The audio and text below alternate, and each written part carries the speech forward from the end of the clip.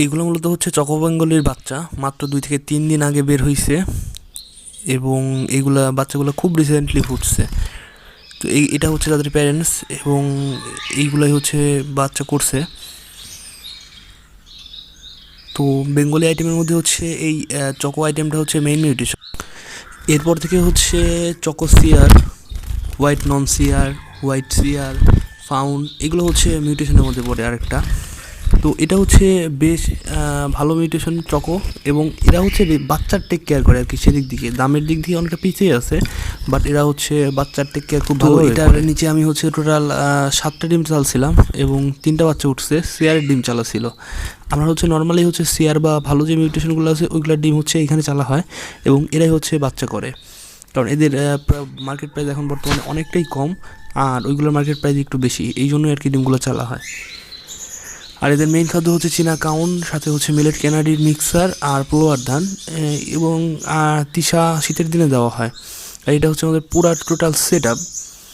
আর আরেকটা set up হচ্ছে উপরে আছে, এটা হচ্ছে আমার রুমের সেট আপ আর কি।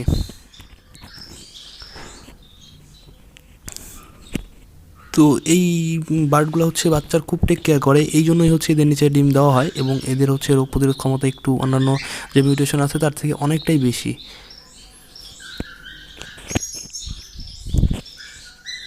তো এই তো ছিল। আর মূলত হচ্ছে আর 3-4টা ডিম উঠবে না, যেহেতু 3টা বাচ্চা অলরেডি ফুটে গেছে, হয়তো আর উঠবে না এবং না ওঠার সম্ভাবনাই বেশি। তো যাই হোক, 3টা উঠলেই এনাফ। 7টা ডিম আমি আসলে চালছিলাম, একটু বেশি হয়ে গেছিলো, অন্য কোনো পাখি ছিল না জন্য আর কি এখানে চালছিলাম। এবং এটা হচ্ছে ফার্স্ট ব্রিড, এই জন্য একটু কম উঠছে, তাছাড়া হচ্ছে নর্মালি আপনার 4-5টা করে উঠে। তো যাই হোক, নেক্সট ভিডিওতে দেখা হবে। ভিডিও ভালো লাগলে হচ্ছে সাবস্ক্রাইব করেন, ভিডিও শেয়ার দিতে পারেন, আর কোনো কিছু পাখি সম্পর্কে জানা থাকলে কমেন্ট বক্সে জানান, আমি উত্তর দেওয়ার চেষ্টা করবো। So tata, bye bye, this is পলব signing out.